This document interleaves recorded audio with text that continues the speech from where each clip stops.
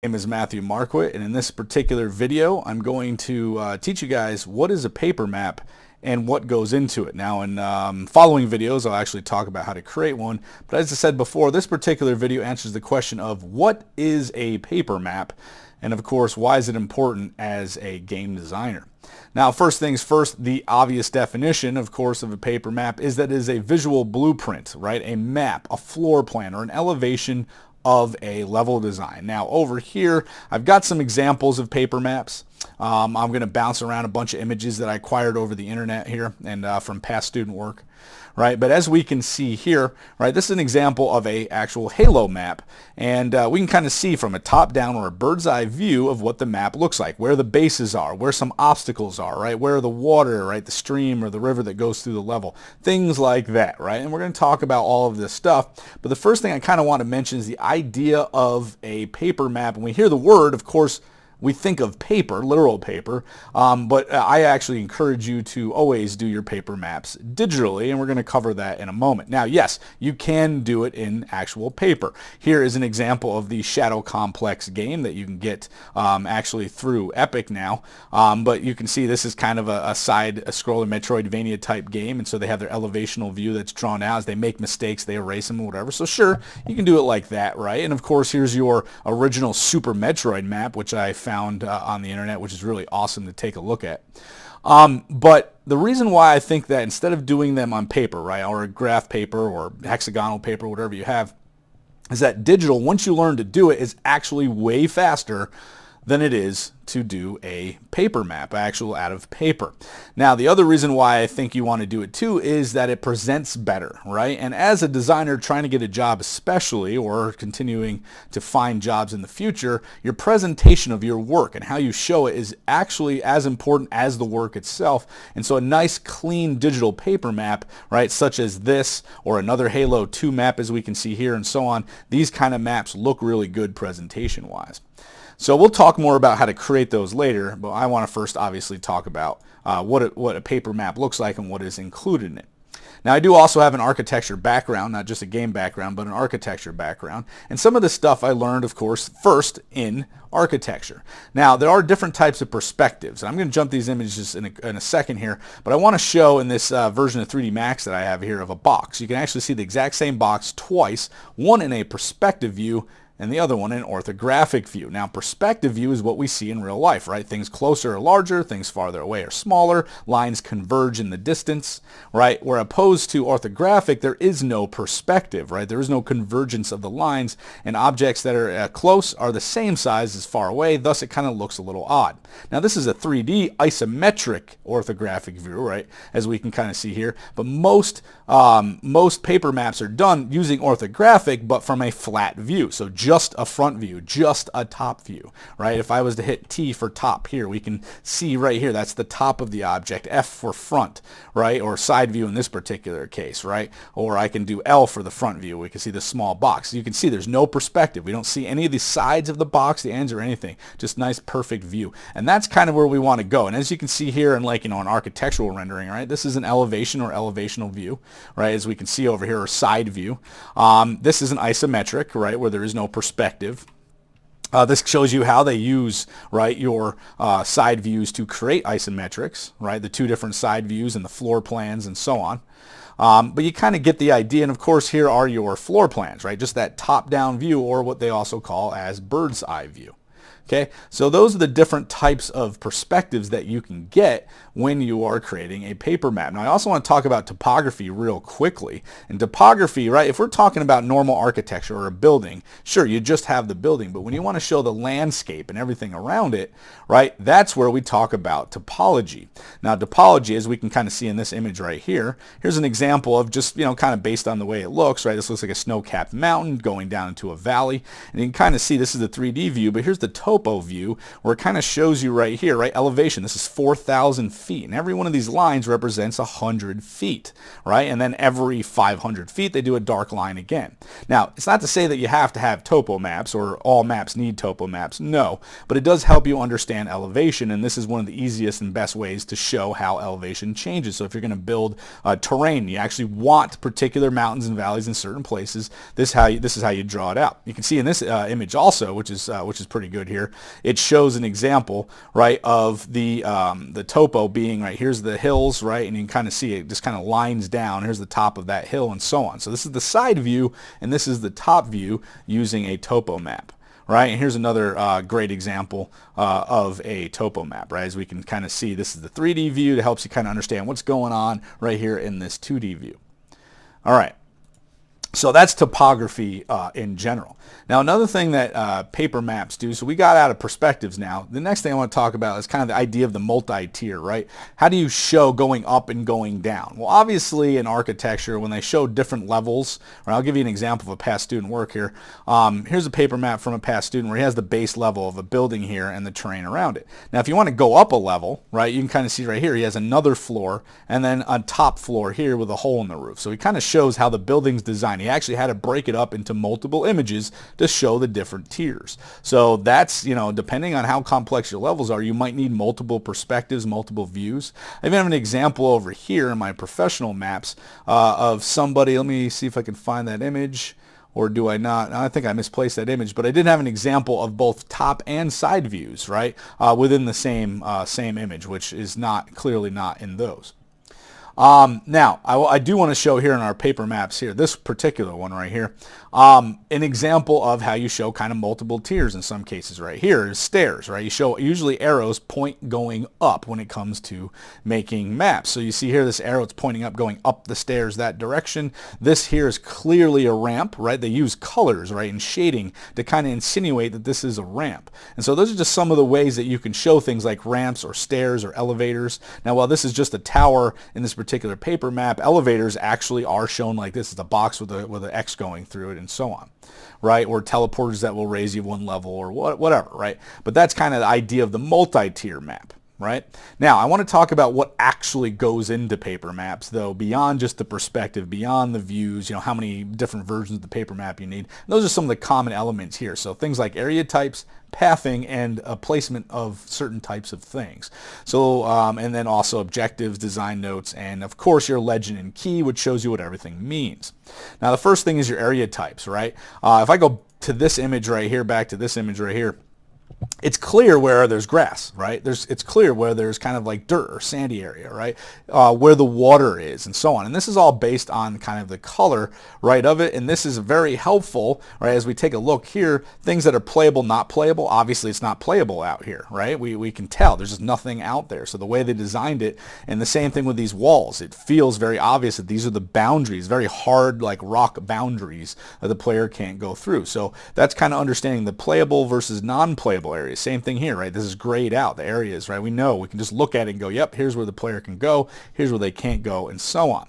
Right now, you can show things like kill zones or damage leaching areas, things like lava, you know, if you have it, stuff like that in there.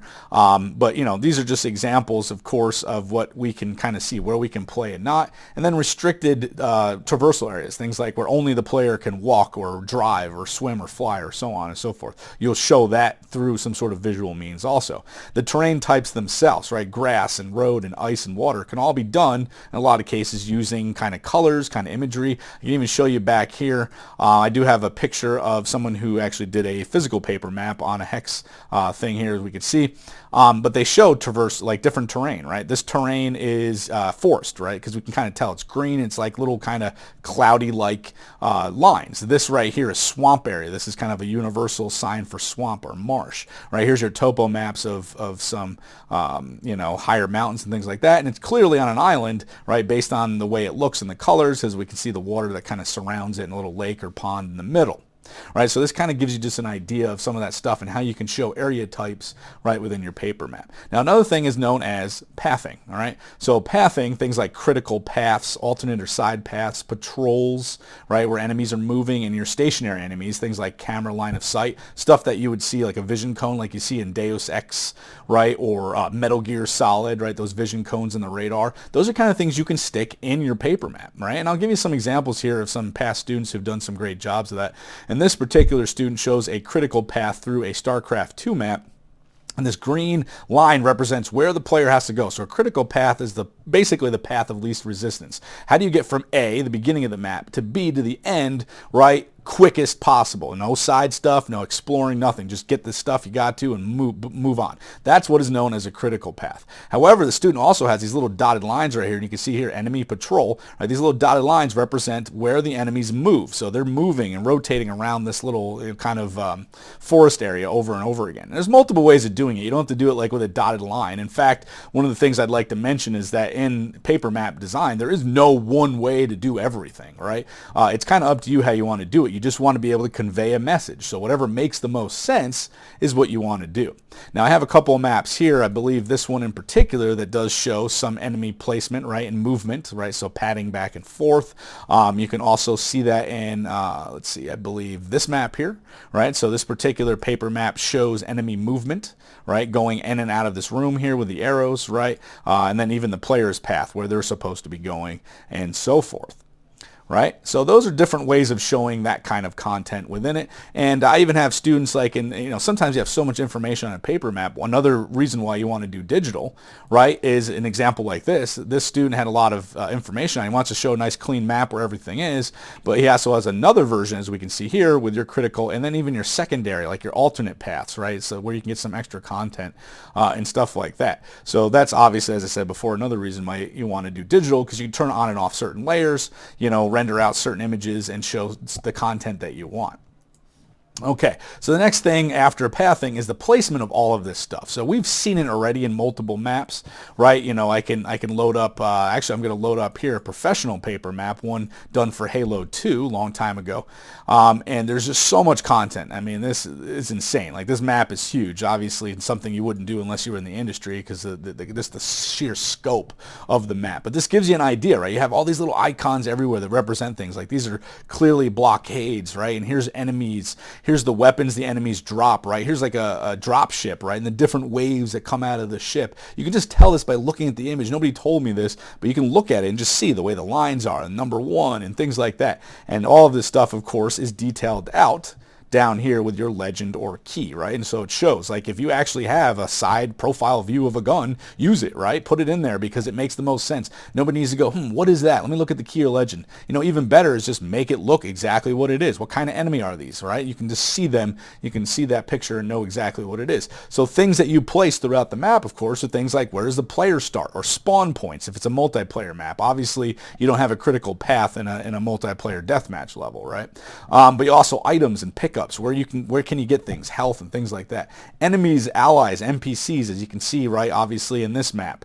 Even in a racing game like Mario Kart here, right, it just shows you, right, the different terrain, but where you can pick up the different blocks, right, the little mystery blocks that you can get your weapons and gear from. Right, and so on and so forth. So a lot of different. Here's actually a digital version of the Shadow Complex map, where I showed you the paper version of it before. Paper map, redundant, but there it is, right? And then it kind of shows little numbers. Where are certain locations, right? Things like that. If we come down here, things like checkpoints or triggers, or where there's cutscenes or scripted events, you can put numbers in there and then put the content on the side. You can even see that in this great example right here of a map, as I showed before. This one, because sometimes there's so much content that happens, they can just say, well, this is what happens. You arrive in this empty hall, the speakers turn on, yada, yada, yada, right? It just gives you an idea of what's supposed to happen in a particular area. So there's no right or wrong way to do it. Different maps, different games will have different content in them. But as you can see, there's lots of stuff that can go into it, right? You can show where the quests are. Where are there locked doors and keys? How do you open them, right? Maybe you have a blue door and then there's a blue key, so it's obvious that that's the key you use to open that door, and things like that, right? Or where does the level transition to a new point, or a warp to somewhere else, and so on and so forth, right? Objectives, design notes, areas of interest, right? These are all things that you can add, of course, in your paper map. So the last thing I want to talk about before I finish, of course, is legibility. Some of the stuff I kind of already mentioned before, but obviously you want a high resolution map, right? You want something that you can zoom in and still see the detail, okay? And these are examples of that, right? That's part of legibility, be able to read it, be able to see, you know, and understand, right? And read the text, right? We're not using fancy text. We can read this text easily, right? So that's pretty obvious. Contrast, right? Things that are light versus dark, right? The light areas are probably the more playable areas, where the darker areas over here are not. You can see the same thing originally in this one, right? They have dark areas non-playable, light areas playable. So contrast helps with legibility. Smart use of color, right? As I said before, when you have like, you know, blue that represents water and green that represents grass. I mean, it's pretty obvious. We can see that stuff and we can understand. That helps with legibility. Also, smart usage of shape, right? A red plus could be a health. A skull could be an enemy, like an actual gun shape is a gun. And then lastly, I want to talk about as far as legibility goes is line weights, right? We can do that, and we can see this example in a I have these images here, line weights, right? Where you see thicker lines, it kind of helps things pop. In this particular case, you see like a floor plan with no line weights, and this one with line weights, it kind of helps the lines on the outside pop a little bit more to show that, hey, these are solid walls, these are windows because they're a little thinner, these are dotted lines, just kind of represent other things, maybe beams and girders are going across, and so on and so forth, but this is really the idea. So as I said before, there's no one right way to do things, right? There's no obvious you know, here's another example of the student who, you know, this one, like I said, it's a living document. So he just kind of said, hey, I want, you know, this to be a scrolling level, and I want fire flower, you know, fighting and stuff going on in this area, and there's a vine that comes up here. So he just kind of has it written down, you know, that kind of thing. You can see a mix of kind of digital versus hand drawn. You know, as long as it's legible, that's great. So you just do it any way you can that shows off what you want, what you intend on doing, so that everyone else can see that. So people can gauge what they need to create. And actually, one last thing I even forgot to say too, you know, another great thing a Papermap can do is help, you know, your artists or your programmers. This particular one is for the artists, right, where it gives you little, and this is low res image, but you know, obviously the master image would be larger, but you can kind of see right here where this is an image of showing, hey, this is what it looks like in this room, and this is what it looks like in this room, and over here, and so on, and so that an artist trying to build content for it will know, this is the visuals, this is the lighting, this is, you know, the objects that need to be in this scene. So there's so many different reasons why a paper map can be built, so many different layers of information, right? But as I said before, learn to create them digitally, which we're going to show in the next few videos, right? And you'll be going places as far as creating your paper maps are concerned. So hopefully you enjoyed this video, you learned a bit, and I'll see you in the next one.